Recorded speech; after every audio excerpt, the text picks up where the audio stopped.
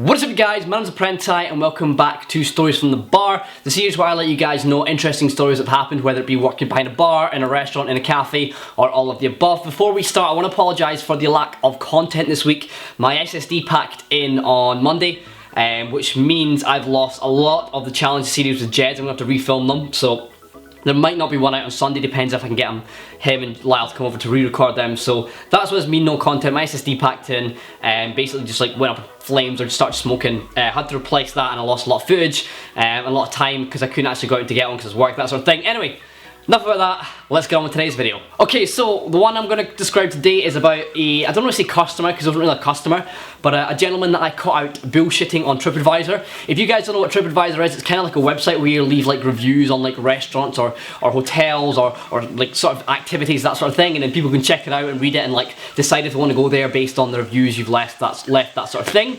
So basically someone left a review, like a really bad review, a 1-star review, to say that the place was awful, the food was terrible, the service was atrocious, everybody was rude, that sort of thing. But when he left it, he left on a week where our stove wasn't working from the Monday to the Thursday. So I was like, alright, okay, that's a bit suspicious. So anyway, flagged it up as a false review because the date that they said they attended was a Thursday. And I was like, okay, you can't have attended a Thursday. You said you had this dish, this dish, this dish, and that dish.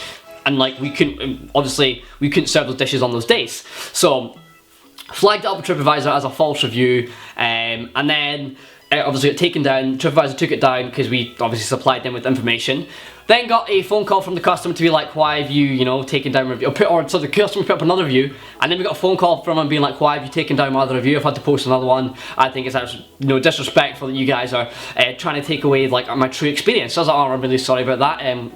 Because sometimes reviews don't show, or they do take a while to show up. And I was like, what review is it? And he's like, oh, I had a bad experience. I had this, this, and this. And I was like, okay, can I discuss this with you? Because you put your attended on the Thursday. Unfortunately, our stove wasn't working on that day, so that's why it was flagged as a false review. He's like, maybe it wasn't the Thursday, maybe it was the Wednesday. I was like, it's the same situation the Wednesday again. We didn't have the stove working. He's like, oh, it might have been the Tuesday or the Monday. I was like, no.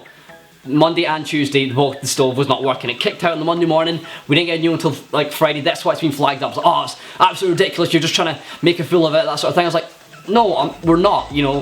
Genuinely, our stove was, if you actually had been in and had been a customer, then you would have known that obviously the stove wasn't working. Also the fact that he said it was a party of 8. Now I worked Monday to Friday that week, which never happens, may I add. I worked Monday to Friday that week, and there was never a party of 8 in any single day. I was in all day, all those 5 days, and we didn't have a party of 8. The most we had in was like a party of 6, and obviously we didn't have the stove, so we couldn't do certain dishes. So I knew the guy was bullshitting, called him out on it. He ended up actually hanging up the phone after. He said, he said, oh, it's just like I'm going to phone the head office, blah blah blah. And like I already discussed with the higher up managers, sort of in head office, what the situation was. So that was that. He then left another review on TripAdvisor, which we again flagged up as a false review. Not done it since. It's been quite a while now. So, and I'm actually at a different place as well. So obviously, it doesn't really affect me, but I thought it was a nice little story to catch out the motherfuckers that post bad stuff on TripAdvisor. Anyway guys, hopefully you have enjoyed today's video. If you have, feel free to smash the like button, much and greatly appreciate it. If you are enjoying this series, please let me know in the comment section down below. That would be fantastic.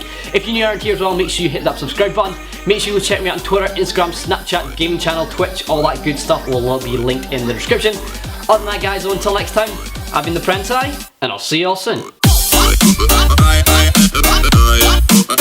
What you say?